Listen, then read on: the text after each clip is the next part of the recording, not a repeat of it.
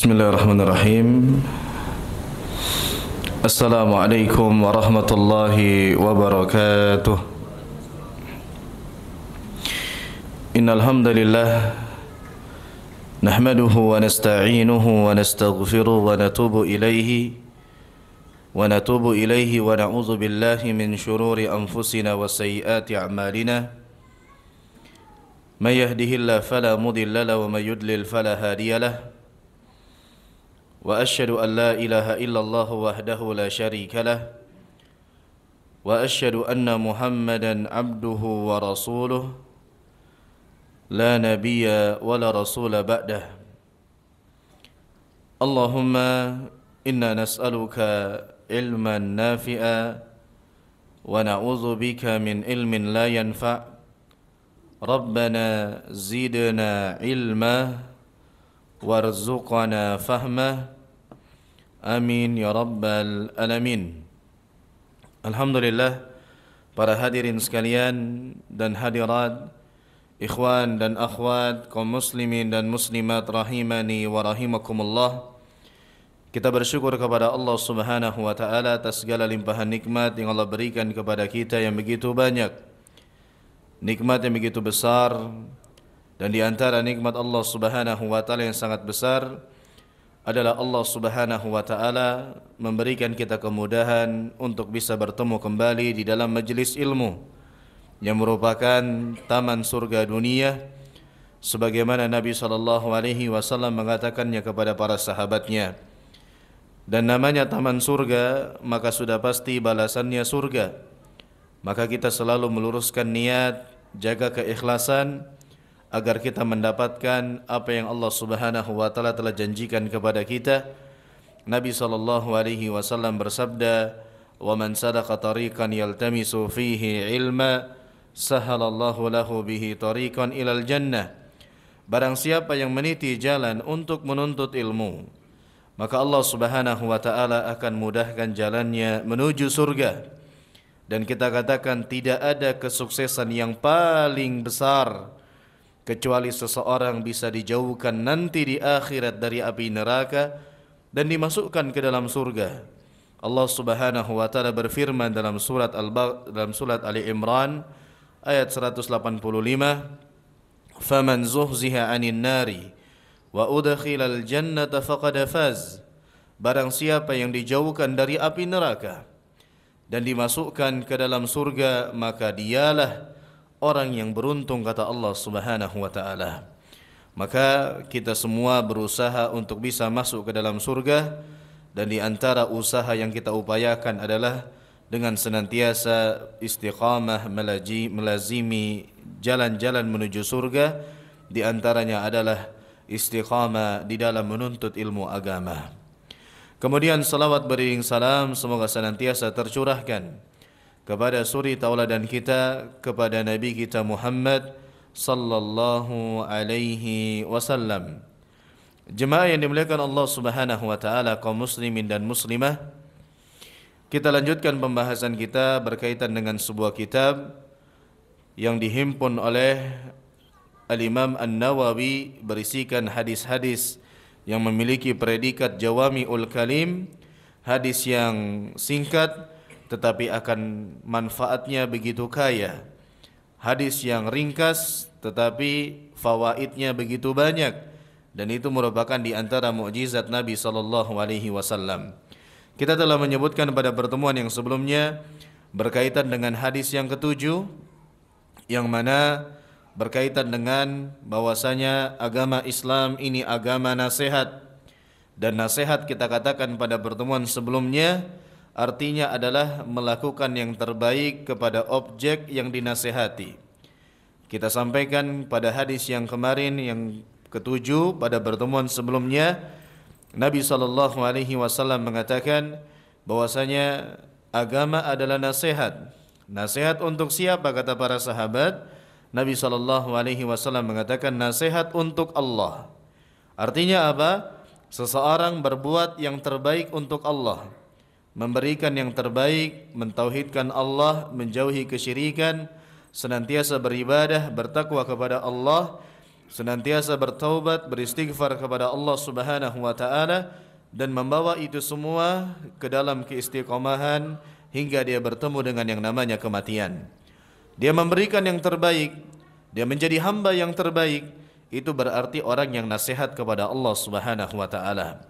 Kemudian yang kedua adalah nasihat untuk kitab Allah. Artinya apa?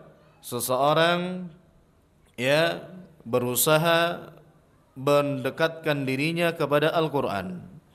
Seseorang berusaha agar bagaimana dia senantiasa membaca Al-Quran, memahami maknanya, mentadabburinya, dan kalau bisa berusaha untuk menghafalnya dan mengamalkan semua yang ada di dalam Al-Quranul Karim. Membenarkan apa yang datang, meyakini Al-Quran adalah kalamullah dan tidak meyakini bahwasanya Al-Quran adalah makhluk. Al-Quran adalah kalamullahi azza wa jalla. Kita berikan yang terbaik, kita luangkan hari kita. Jangan ada hari yang berlalu kecuali ada Al-Quran yang kita baca, kecuali ada Al-Quran yang kita hafalkan, kecuali ada Al-Quran yang kita berusaha mentadabburinya. Hadiri kajian-kajian tafsir dan beramallah dengan amalan yang sesuai dengan Al-Quranul Karim. Itu artinya orang yang nasihat kepada Al-Quran, nasihat kepada kitab Allah. Kemudian wali rasulih, nasihat untuk Rasul Allah. Artinya apa? Memberikan yang terbaik kepada Nabi SAW, membenarkan Rasul Allah, membenarkan beliau SAW bahwasanya beliau adalah benar-benar utusan Allah, mengimaninya, meyakini risalahnya, membenarkan setiap kabar yang datang darinya, menaatinya, beribadah sesuai dengan sunnahnya, dan yang lainnya, berbuat baik, memberikan yang terbaik kepada Rasulullah. Itu adalah orang yang nasihat kepada Rasulullah SAW.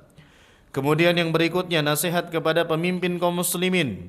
Artinya apa? Memberikan yang terbaik, meyakini kepemimpinan mereka, meyakini kekuasaan mereka, dengar dan taat kepada mereka selama tidak maksiat, kemudian membantu mereka untuk menjalankan tugas-tugas mereka, menasihati mereka tatkala mereka tergelincir, dan seterusnya.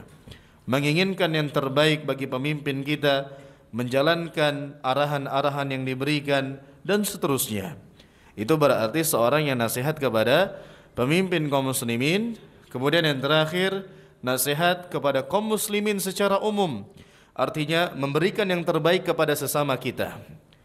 Nabi SAW menyebutkan dalam sebuah hadis, tidak akan sempurna keimanan seseorang sampai dia memberikan untuk saudaranya apa yang dia sukai untuk dirinya sendiri. Maka kita amalkan hadis ini, berarti kita nasihat kepada sesama kaum muslimin. Apa yang kita sukai, kita suka kalau dihargai, kita suka kalau dihormati, kita suka kalau orang berkata sopan dengan kita suka kalau tidak dizalimi, kita suka kalau muamalah dengan baik kepada kita, dan seterusnya. Apa yang kita sukai untuk diri kita, kita sukai juga orang lain mendapatkannya. Dan apa yang kita tidak sukai untuk diri kita, jangan kita berikan kepada orang lain. Artinya itu seorang yang nasihat kepada sesama kaum muslimin. Terus kemudian berusaha menasihati mereka, menegakkan amar ma'ruf nahi mungkar, mengajak mereka kepada kebaikan, mencegah mereka dari keburukan. Namanya manusia, ada waktunya tergelincir, namanya manusia, ada waktunya terjatuh. Maka kita menasihati sesama kita, berarti itu adalah seorang yang nasihat kepada sesama kaum muslimin. Dan itu adalah intisari hadis daripada hadis yang ketujuh pada pertemuan yang sebelumnya. Kita masuk kepada hadis yang baru, hadis yang ke-8. Kita bacakan hadisnya ma'asyiral muslimin. An Ibnu Umar radhiyallahu anhuma qala, An Ibnu Umar radhiyallahu anhuma anna Rasulullah sallallahu alaihi wasallam qala, umirtu an uqatila an-nas hatta yashhadu an la ilaha illallah wa anna Muhammadar Rasulullah wa yuqimus salat wa yu'tuz zakah fa idza fa'alu dhalik asamu minni dima'ahum wa amwalahum illa bihaqqil Islam wa hisabuhum 'ala Allah Ta'ala. Rawahul Bukhari wa Muslim. Dari sahabat Abdullah bin Umar atau Ibnu Umar, semoga Allah meridai keduanya, artinya sahabat Abdullah bin Umar dan bapaknya Umar bin Khattab radhiyallahu anhuma, bahwasanya Rasulullah sallallahu alaihi wasallam bersabda, "Umirtu an uqatilan nas." Aku diperintahkan untuk memerangi manusia hatta yashhadu an la ilaha illallah wa anna Muhammadan Rasulullah, sampai mereka bersaksi bahwasanya tidak ada ilah yang berhak diibadahi dengan benar kecuali hanya Allah, dan sampai manusia bersaksi bahwasanya Muhammad adalah utusan Allah Subhanahu wa taala, sampai mereka mengerjakan salat dan sampai mereka menunaikan zakat. Ada berapa perkara di sini? Ada 4. Yang pertama, aku diperintahkan memerangi manusia sampai mereka bersaksi la ilaha illallah, sampai mereka bersaksi wa anna Muhammadan Rasulullah, sampai mereka mengerjakan salat wa yuqimus salat, sampai mereka menunaikan zakat wa yu'tuz zakat. 4 perkara. Fa idza fa'alu dzalik, apabila mereka telah mengerjakan 4 hal ini, asamu minni dima'ahum wa amwalahum illa bihaqqil Islam, maka jadi amanlah, terperihalalah, terjagalah darah-darah dan harta-harta mereka kecuali dengan hak Islam. Wa hisabuhum 'ala Allah Ta'ala, dan perhitungan mereka dikembalikan kepada Allah Subhanahu wa taala. Hadis riwayat Imam Bukhari dan Imam Muslim. Maka ma'asyiral muslimin rahimani wa rahimakumullah, itu secara makna dan secara arti daripada hadis yang ke-8 yang dihimpun oleh Al-Imam An-Nawawi dalam kitab beliau Al-Arba'in An-Nawawiyah. Yang pertama, hadis ini bersumber dari sahabat Abdullah bin Umar. Anaknya siapa? Umar bin Khattab, yang mana bapaknya adalah sahabat senior yang merupakan khalifah yang keberapa? Khalifah yang keberapa? Nabi SAW meninggal, khalifah setelahnya siapa? Abu Bakar As-Siddiq. Kemudian setelahnya diganti oleh Umar bin Khattab radhiyallahu anhu. Bapaknya Abdullah yang meriwayatkan hadis ini. Jadi bapaknya adalah sahabat yang senior. Kemudian anaknya Abdullah, ya, dan beliau memiliki kunyah Abu Abdurrahman. Jadi Masya Allah, bapaknya Umar bin Khattab menamakan beliau dengan Abdullah. Abu Abdillah berarti Umar bin Khattab. Beliau memiliki anak dinamakan Abdurrahman, Abu Abdurrahman. Dan kedua nama ini nama yang terbaik, Abdullah, Abdurrahman. Ya, kalau antum punya anak dan bingung mencari nama, pakailah 2 nama ini, nama yang terbaik, Abdullah dan Abdurrahman. Nah, beliau ini adalah sahabat senior, ya, bapaknya tadi adalah sahabat senior Umar bin Khattab, memiliki anak yang bernama Abdullah dan merupakan sahabat junior. Kedua-duanya sahabat Nabi SAW. Dan ingat, tatkala bapak dan anak yang meriwayatkan sebuah hadis adalah kedua-duanya sahabat, maka biasanya hadisnya di akhirnya radhiyallahu anhuma, semoga Allah meridhai keduanya. Dan itu adab kita kepada para sahabat, dan Allah mengatakan dalam Al-Quran, radhiyallahu anhum wa radu'an. Allah ridho kepada mereka, mereka ridho kepada Allah. Maka kita adabnya tatkala menyebutkan nama sahabat, kita doakan dengan ridho Allah Subhanahu wa taala. Dan kedua-duanya sahabat Nabi, makanya pakai anhuma. Tapi kalau ternyata anaknya adalah seorang sahabat tapi bapaknya adalah seorang yang tidak menerima agama Islam, maka cukup dengan mendoakan keridhaan kepada anaknya saja yang meriwayatkan hadis. Seperti itulah adab kita kepada para sahabat. Kemudian sahabat Ibnu Umar adalah sahabat yang sangat luar biasa. Beliau merupakan sahabat yang sangat-sangat menjaga sunnah Nabi SAW. Kemudian beliau adalah orang yang sangat hebat ibadahnya. Terus kemudian beliau adalah salah seorang sahabat yang banyak meriwayatkan hadis dari Nabi SAW, kurang lebih sekitar 2.600-an hadis. Banyak sekali beliau meriwayatkan hadis, mendengarkan hadis, mendapatkan hadis dari Nabi SAW. Yang mana sampai-sampai Imam Malik rahimahullahu taala mengatakan, kana imamun nas indana ba'da Zaid bin Thabit Abdullah bin Umar. Kata Imam Malik rahimahullahu taala bahwasanya sahabat Abdullah bin adalah imam di dalam masalah ilmu setelah sahabat Zaid bin Thabit radhiyallahu an. Kemudian ma'asyiral muslimin rahimani wa rahimakumullah, redaksi hadis ini beliau meriwayatkan hadis ini dan menyatakan bahwasanya Rasulullah sallallahu alaihi wasallam bersabda, "Umirtu an uqatilan nas." Aku diperintahkan untuk memerangi manusia.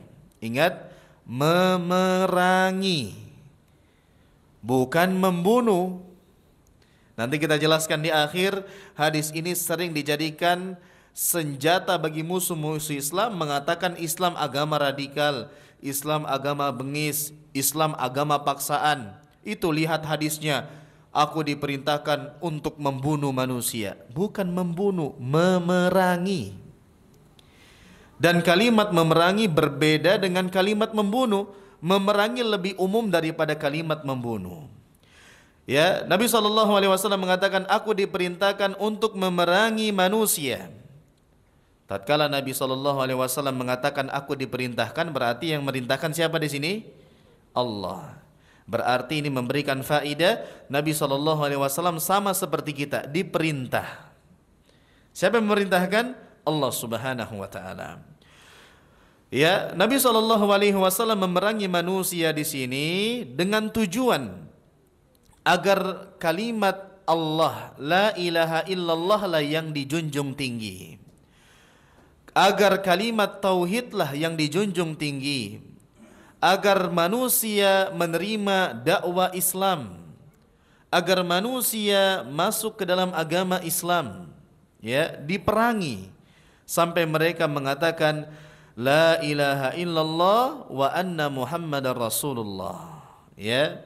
Maka di sini kita lihat ma'asyiral muslimin, di antara dakwah prioritas Nabi SAW dan seluruh para rasul, ya, Nabi Muhammad SAW dan semua para nabi dan rasul, dakwah mereka sama, yaitu agar bagaimana mengajak manusia untuk mentauhidkan Allah Subhanahu wa taala. Nabi Nuh alaihi salam berdakwah agar apa? Manusia menegakkan tauhid. Nabi Musa alaihi salam berdakwah kepada Fir'aun agar apa? Agar Fir'aun mentauhidkan Allah Subhanahu wa taala. Nabi Ibrahim alaihi salam berdakwah sampai rela diusir dari negaranya, bahkan bapaknya mengusirnya, agar apa? Manusia mentauhidkan Allah. Dan seterusnya sampai Nabi kita Muhammad sallallahu alaihi wasallam, agama mereka sama, agar manusia mentauhidkan Allah. Walaupun tentu nanti di sana ada beberapa syariat-syariat yang berbeda. Makanya Allah Subhanahu wa taala jelaskan di dalam Al-Qur'an, "Wa laqad ba'atsna fi kulli ummatin rasula an i'budullaha wajtanibut taghut." Sungguh kami telah utus pada setiap umat itu seorang rasul. Agar apa rasul tersebut? Menyerukan manusia hanya beribadah kepada Allah, tauhid. Wajtanibut taghut, dan agar mereka menjauhi perbuatan kesyirikan. Ini intisari dakwah semua nabi dan rasul. Dan Nabi SAW mengatakan di sini, aku diperintahkan untuk memerangi manusia sampai mereka bersaksi la ilaha illallah wa anna Muhammadan Rasulullah. Berarti kita lihat di sini, dengan kalimat inilah seorang itu dihukumi sebagai orang Islam.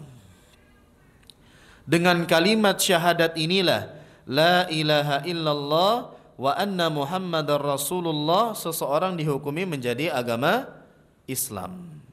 Ya. Kemudian setelah orang itu memeluk agama Islam, Islam ini mengharuskan seseorang itu beramal. Ya, seseorang itu Islam itu mengharuskan seseorang untuk berbuat sesuatu. Bukan hanya sekedar ucapan la ilaha illallah wa anna muhammadar rasulullah kemudian sudah, tidak ada perubahan dari segi amalan dan sebagainya. Tidak. Islam tatkala seorang sudah bersyahadat, maka ada konsekuensi-konsekuensi yang harus dikerjakan sebagai ciri khas seorang muslim.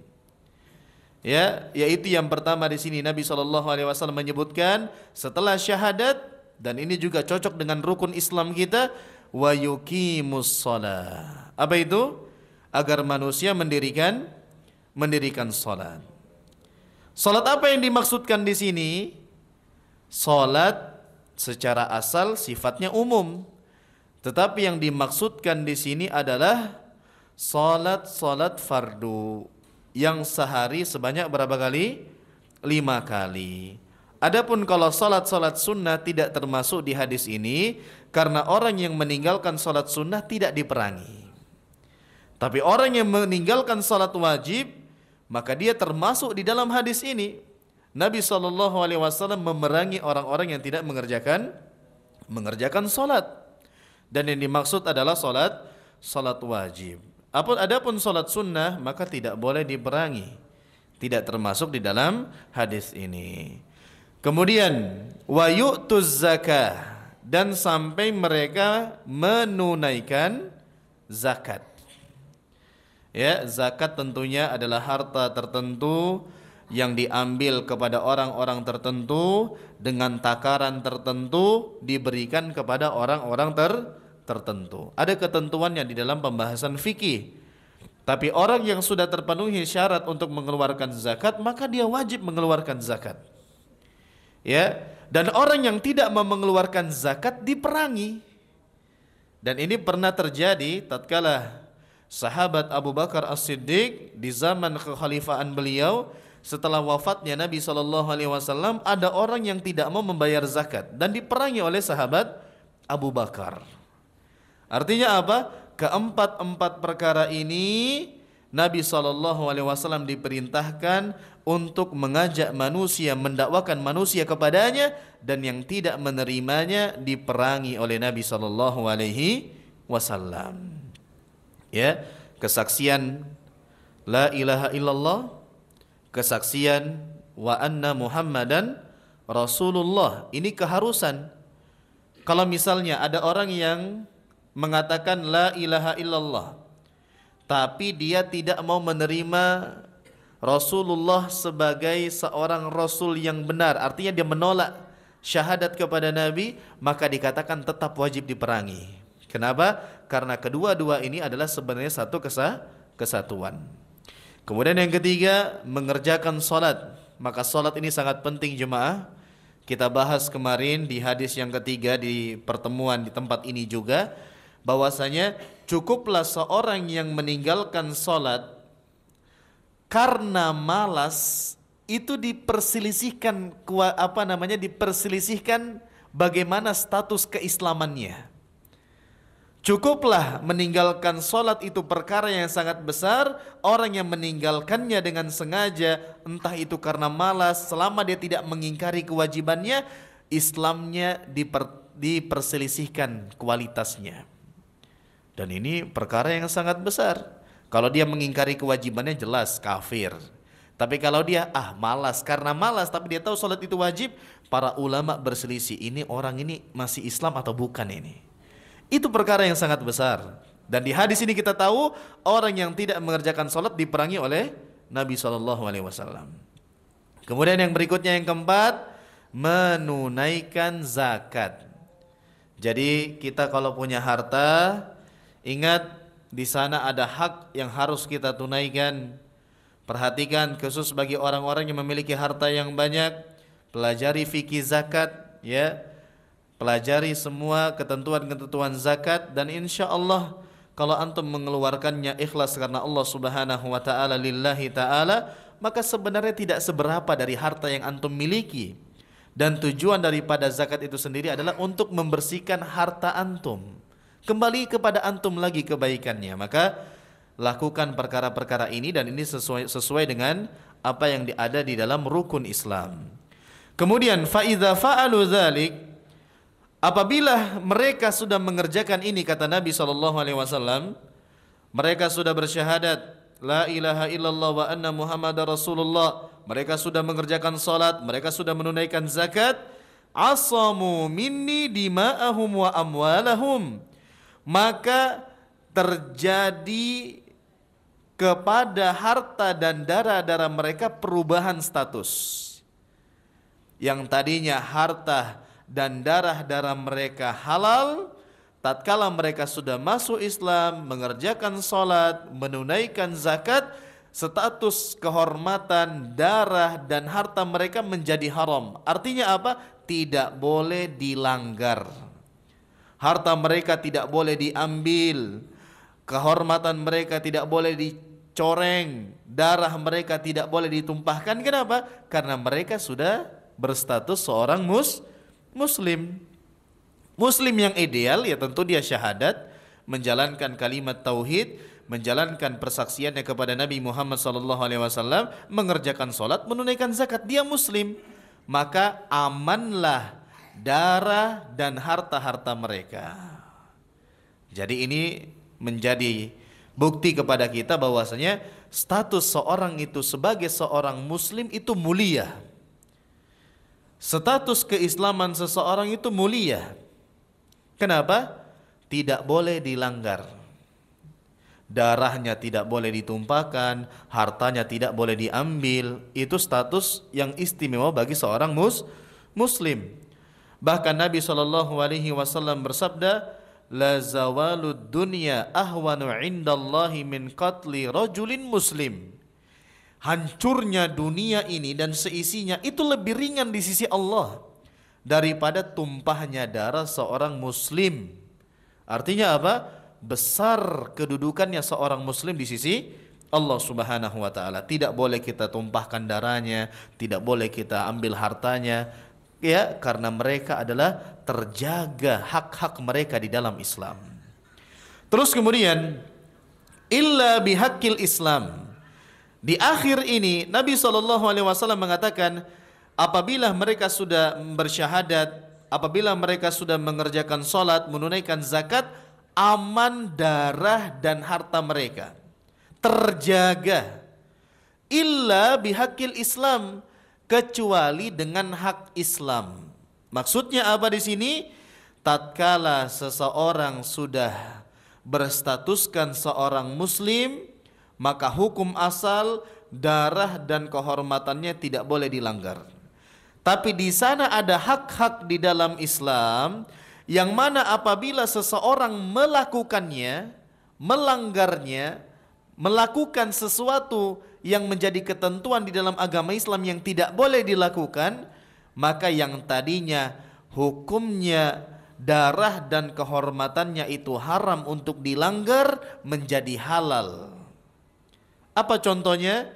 Nanti disebutkan di dalam hadis Arba'in, hadis yang ke-14, Nabi SAW bersabda, la yahillu damu mri'in muslim illa bi ihda salas.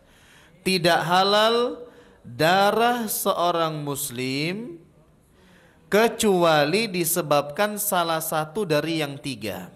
Apa itu? Yang pertama, as-sayyibuz zani, orang yang sudah menikah kemudian berzina. Nah ini dia. Kalau tadi dia sudah lakukan kan, dia sudah bersyahadat, dia sudah masuk Islam lah, dia sudah kerjakan sholat, dia sudah nunaikan zakat, otomatis kita harus jaga darahnya, harus jaga hartanya, tidak boleh kita ganggu. Tapi ternyata dia melakukan perzinaan padahal dia adalah orang yang sudah menikah, maka dalam Islam maka dia dihukum dengan hukuman rajam, yaitu dibunuh, menjadi halal lah. Menjadi halal lah darahnya. Dia dibunuh dengan cara dirajam. Dia dibunuh dengan cara dirajam. Bagaimana caranya? Siapa yang menegakkan ini? Adalah pemimpin kaum muslimin. Bukan dilakukan individu. Gak boleh hakim sendiri. Gak boleh main hakim sendiri. Jadi di antara hak Islam yang kalau dilanggar menjadikan halalnya darah seseorang apa? Orang yang sudah menikah kemudian berzina. Terus bagaimana kalau orang yang belum menikah? Maka jawabannya dia dicambuk 100 kali dan diasingkan selama setahun. Kemudian yang kedua, wan nafsu bin nafsi, membunuh jiwa yang haram untuk dibunuh. Artinya apa? Membunuh kaum muslimin dengan sengaja. Dia bunuh orang yang beriman kepada Allah, dia bunuh orang muslim dengan sengaja, maka balasannya dia dibunuh juga secara asal. Yang tadinya haram dilanggar darahnya, tatkala dia menumpahkan darah kaum muslimin maka jadi halal dia ditumpahkan, disebut dengan qisas. Kemudian yang ketiga adalah at-tariku lidinihi wal mufariqu lil jamaati, orang yang melakukan murtad, mengganti agamanya dengan selain agama Islam. Sudah masuk Islam, keluar hukum asal dalam Islam, dibunuh dia. Tapi sekali lagi, yang menegakkan ini bukan individu, tapi siapa? Pemimpin kaum muslimin. Jangan sampai, wah ada tetangga nih, satu komplek, pindah agama, antum rencanakan malam-malam langsung ke rumahnya, bunuh dia. Kenapa? Siapa yang murtad dibunuh. Tidak seperti itu. Ya, dan berkaitan dengan orang murtad ini dibunuh, ini adalah ijma ya, pernah dilakukan oleh Nabi, pernah dilakukan oleh para sahabat, dan semua para ulama sepakat akan berlakuan hukum ini. Tetapi sekali lagi yang melakukannya adalah pemimpin kaum muslimin. Kenapa? Karena Nabi SAW bersabda dalam hadis yang sahih, man baddala dinahu faktuluhu, barang siapa yang mengganti agamanya maka bunuhlah dia. Nah, itulah beberapa perkara yang menjadikan darah seseorang yang tadinya tidak halal untuk dilanggar menjadi halal. Itulah maksud illa bihaqqil Islam. Wa hisabuhum 'alallahi ta'ala, dan hisab mereka dikembalikan kepada Allah Subhanahu wa taala. Maksudnya apa? Kalau ada orang yang sudah melakukan kalimat syahadat, kita hanya menghukumi secara zahir. Jangan kita hukumi secara batin, karena yang berkaitan dengan batin yang tahu hanya siapa? Allah. Kalau ada orang yang masuk Islam, kemudian dia sudah bersyahadat, udah kita yakini dia sebagai seorang muslim. Jangan lagi kita, dia itu masuk Islam supaya dapat bantuan, dia itu masuk Islam supaya begini, dia itu mau masuk Islam supaya bisa nikah aja, dia itu tidak boleh. Tatkala ada orang yang sudah mengucapkan syahadat, tugas kita mengatakan dia adalah seorang muslim. Adapun dia memiliki niat-niat busuk di balik keislamannya dia, wa hisabuhum 'alallahi ta'ala. Perhitungan dia, hisabnya dia dikembalikan kepada siapa? Allah Subhanahu wa taala. Dan ini pernah terjadi, ya, disebutkan pada sebuah peperangan sahabat Usamah bin Zaid. Sahabat Usamah bin Zaid pada suatu peperangan bersama sahabat yang lain dari kalangan Ansar. Kalangan Ansar berarti sahabat penghuni atau penduduk kota Madinah. Mereka berdua suatu ketika berada di peperangan dan mereka melihat ada orang musyrikin yang sangat jago, yang mereka membunuh kaum muslim, yang mana dia membunuh kaum muslimin. Jadi ada yang sangat jago, sangat mencolok, sangat hebat dalam peperangannya dari orang kafir dia ini. Dia perangi banyak kaum muslimin tumbang gara-gara dia. Kemudian dikejarlah oleh sahabat Usama bin Zaid dan seorang Ansar ini. Tatkala didapati, artinya tertangkap orang musyrik ini, orang kafir ini, kemudian dia mengatakan la ilaha illallah. Artinya apa? Dia mengucapkan kalimat yang dengannya seorang masuk Islam. Sahabat Ansar yang bersama sahabat Usama bin Zaid, ya sudah. Kenapa? Dia sudah masuk Islam, ditinggalkanlah dia. tidak dibunuh. Tapi Usama bin Zaid tetap membunuhnya. Meninggallah orang musyrik tersebut, orang kafir tersebut. Setelah peperangan selesai, sampailah info ini kepada Nabi SAW. Ya, sampailah berita ini kepada Nabi SAW, dan Nabi SAW bertanya kepada sahabat Usama bin Zaid, aqataltahu ba'da an qala la ilaha illallah? Wahai Usama bin Zaid, apakah kau membunuh orang setelah dia mengucapkan la ilaha illallah? Maka sahabat Usama bin Zaid mengatakan, dia mengatakan kalimat itu ittiqa'a nafsi, karena dia ingin menjaga dirinya, dia takut dibunuh. Artinya apa? Sahabat Usama bin Zaid mengatakan dia itu tidak tulus masuk Islam, dia tuh mengucapkan itu gara-gara dia takut dibunuh. Apa kata Nabi SAW? Hal syaqaqta an qalbihi? Apakah kau belah dadanya, kau lihat niatnya? Terdiam sahabat Usama bin Zaid. Artinya apa?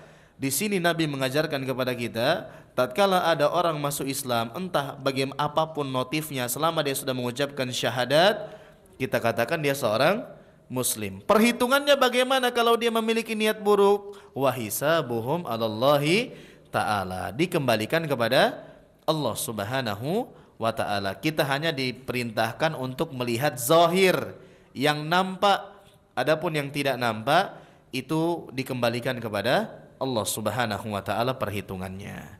Nah, jemaah sekalian, ini dia berkaitan dengan hadis yang ke-8. Sekarang kita sebutkan sedikit sebagai tambahan. Tadi kita katakan di awal, hadis ini sering sekali disalahpahami oleh sebagian orang dan seringkali dijadikan senjata bagi musuh Islam atau orang-orang ateis, pengingkar agama. Mereka menuduh agama Islam agama yang keras, agama yang keji, agama yang penuh paksaan, agama yang semuanya dibangun di atas pedang. Kita katakan tidak benar. Tadi kita katakan maksud di sini memerangi, bukan membunuh. Memerangi berarti ada tujuannya. Tatkala tujuannya terrealisasi, maka tidak dilanjutkan peperangan tersebut.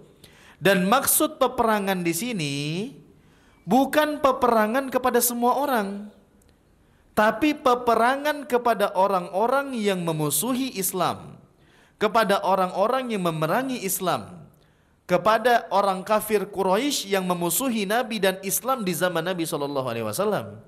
Bukan semua orang la ilaha illallah, nggak mau bunuh, bukan seperti itu. Ya, makanya dalam Islam kafir itu dibagi menjadi berapa? Kafir ada berapa dalam Islam? Kafir dibagi menjadi 4 dalam Islam. Yang pertama, ada namanya kafir mu'ahad.